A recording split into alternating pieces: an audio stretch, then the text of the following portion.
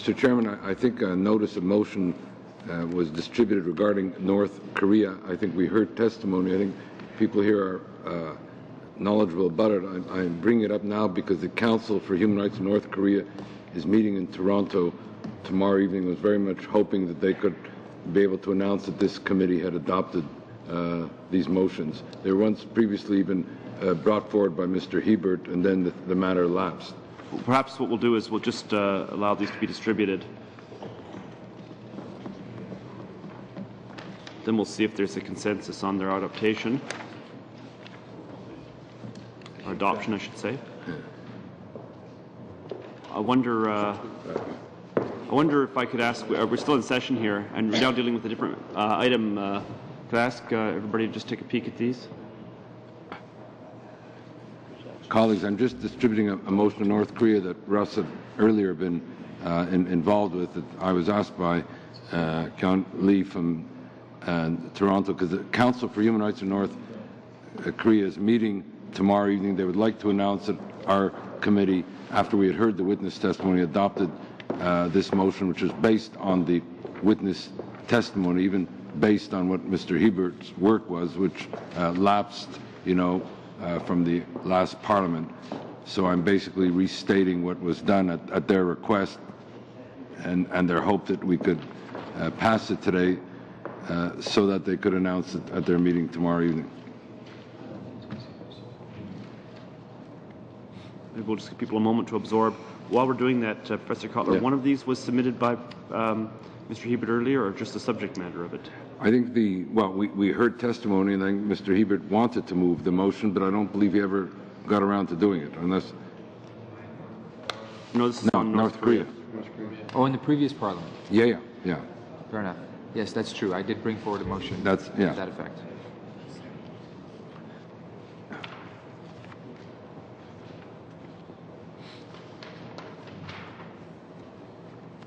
I don't see a problem with this.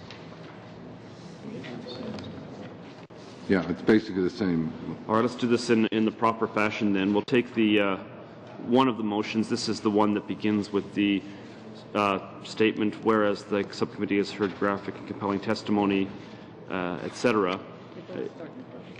No, they don't. That one's different. That one, is there a consensus to adopt that one? All right. Yeah. And the other one, is there a consensus to adopt that one? I should ask that question at debate. I'll just find out though. Just a second.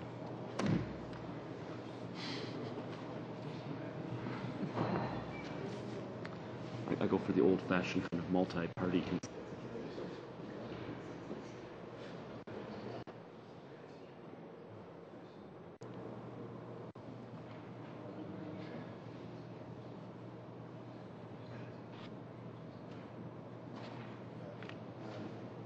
Chairman,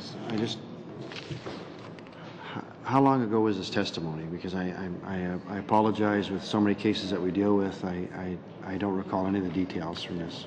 Mr. Sorry, It goes back to February last year, before that even. This is these are the, I do recall this testimony. I can't remember any more but the exact details, but I remember the general gist of the testimony. Mr. Chair, I'll never forget the testimony. It was so graphic.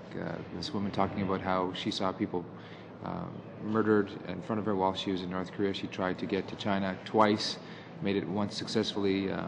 People were eating each other. I mean, it was just horrific. Just for clarification, for what is being done here, so I want to credit him with that. Just to clarify, the second motion that we're discussing, Ms. Shin Suk-ja and her two daughters. Right. Can you just remind me of who they are in the context? Well, they've been, they're held in North Korea. We don't know if they're still alive. The situation is considered to be one of urgency to determine, if they're alive, their whereabouts, bring about their release because of this ongoing arbitrary that they've been imprisoned, in that notorious camp that you spoke about then, the Kwanli-so in North Korea. And there is witness testimony to the effect that they have been held there brutally, tortured, and imprisoned, and may not be alive. It's just calling on our government to try to ascertain if they are indeed still alive and secure their release from that brutal torture and imprisonment. Are they any relation to the witness that we had? I don't know if there's any relation to the witnesses we had. It is something that the Council for Human Rights in North Korea in Toronto specifically requested. So they presumably, and there has been a petition drive that has been organized globally in South Korea and around the world with regard to their case and plight.